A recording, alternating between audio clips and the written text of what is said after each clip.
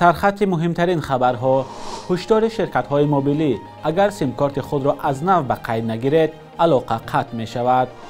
ارتش روسیه 5 میلیون زیاد کرده می شود و فرزند فوتبال باز پامیر صد مربی تیم استقلال شد.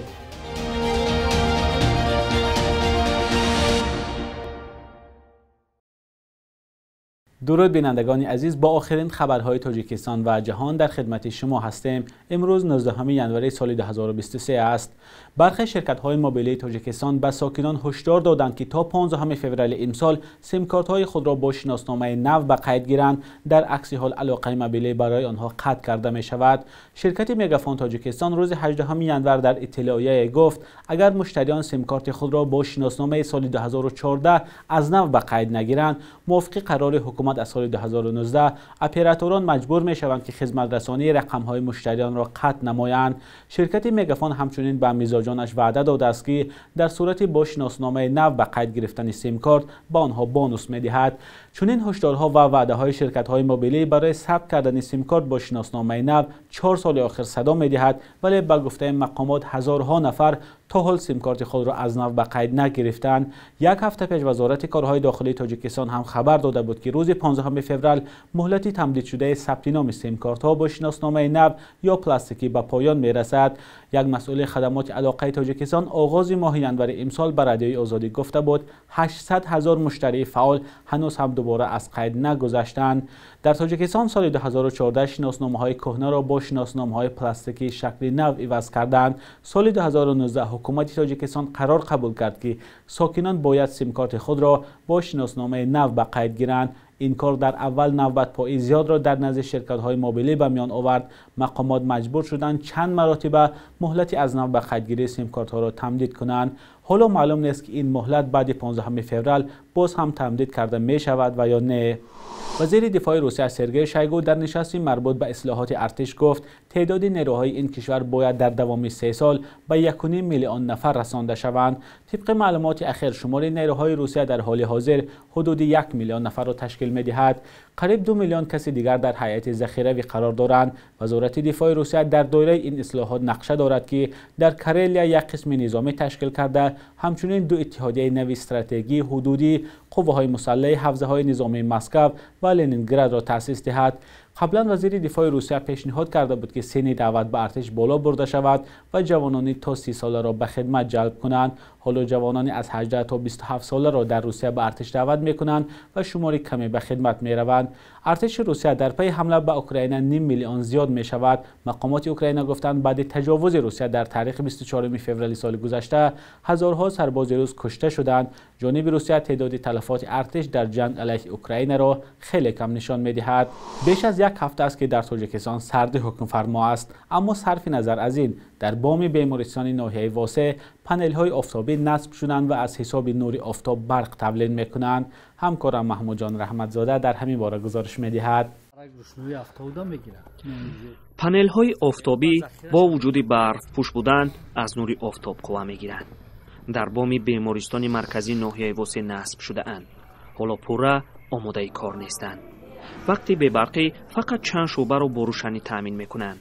مسئولین بیمارستان میگویند با تکمیل کارها به تمام به انرژی سبز میگذرند. ما با انرژی سبز پیوست کردگی نیست، لیکن شعبه های جراحی، شعبه های نوزادان، کودکان پیوست کردگی است.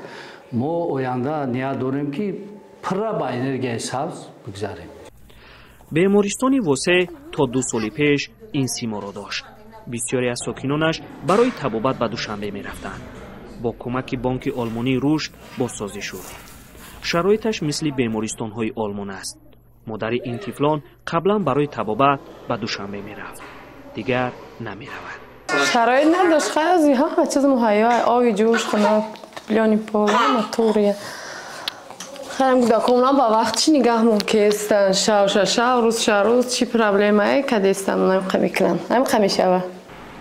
تجهیزات تأمین و تقسیم اکسیژن در بام بیمارستان نصب شده است. همه آن را از آلمان آورده اند و استفادهش را به میرزا علی یاد داده اند. корашон низ бисёр осон шудааст.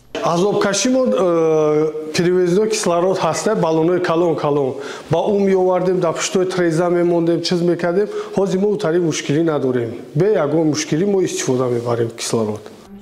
бемористони марказии ноҳияи восе даврони шӯравӣ сохта шуда буд. то бо созии он табибон бо таҷҳизоти кӯҳнаву фарсуда кор мекарданд. гоҳо беморонро аз даст медоданд. ҳоло таҷҳизоти муосири аврупоӣ доранд.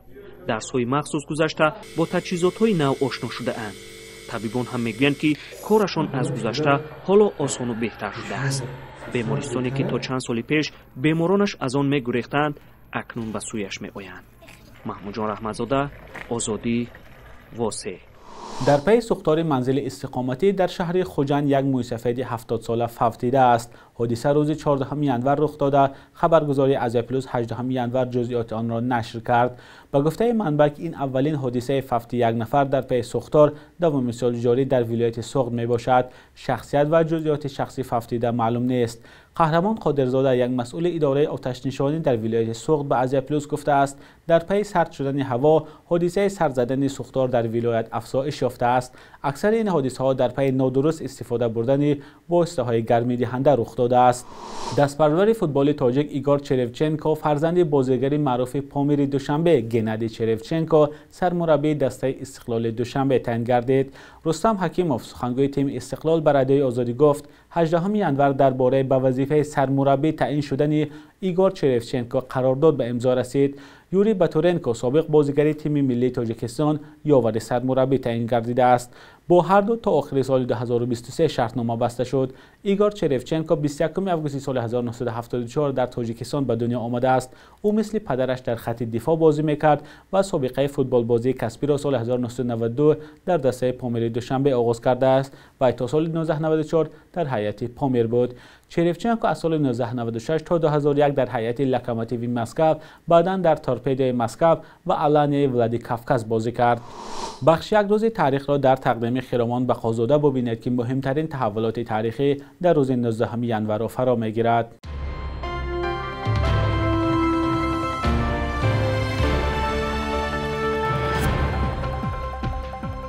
19 январи соли 1935 дар водии ҳисор ноҳияи регар таъсис шуд ки соли 1979 ба номи шоири маъруфи тоҷик турсунзода тағйири ном кард. ин ноҳия ки баъдан ба шаҳр табдил шуд наздики 280 000 сокин дошта бо вилояти сурхондарёи узбекистон ҳам сарҳад аст. дар ҳудуди ин ноҳия корхонаи арзизи тоҷикистон талко ҷойгир шудааст ки аз соли 1975 ба истеҳсоли маҳсулоти стратегии алюминий машғул мебошад. 19 январи соли 2015 дар душанбе дар синни 52 солагӣ сиёсатшиноси тоҷик Суҳроб Шарифов даргузашт. Суҳроб Шарифов вакили фаъоли маҷлиси намояндагон ва як ҳомии озодиҳои сиёсӣ ва гуногунандешӣ дар Тоҷикистон буд. дар мақоми раиси маркази таҳқиқоти стратегии равандҳои сиёсии Тоҷикистон ва Осиёи марказиро омӯхтаву муҳаққиқони дигарро тарбия кардааст. 19 январи соли 2016 дар шаҳри Байтулмуқаддаси Исроил дили ҳунарпешаи театр ва овозхони шашмақом Борис Наматиев аз тапидан монд. солҳои шӯравӣ дар театри драмавии ба номи Лоҳутии шаҳри Душанбе кор карда аз саҳнаҳои баланд овозхонӣ ҳам кардааст. дар канори Барно Исҳоқова, Шоиста Муллоҷонова, Аъло Аълоев, Малика Қаландарова ва дигар намояндаҳои ҷомеаи яҳудиҳои бухороӣ барои рушди ҳунару мусиқии тоҷик заҳматҳо кашидааст. شبانه روز گذشته قرب دلار آمریکایی در برابر اسعار ملی سامانه کمی بالا رفته، ارزش روبل روسی باشد بی تغییر است. صبح امروز در بانک‌های تجارتی تاجیکستان 100 دلار آمریکایی از 1020 تا 1023 سامانه ارزش دارد. 1000 روبل روسی باشد به 148 سامانه برابر است. قرب رسمی بانک ملی تاجیکستان برای امروز چنین تعیین شده است.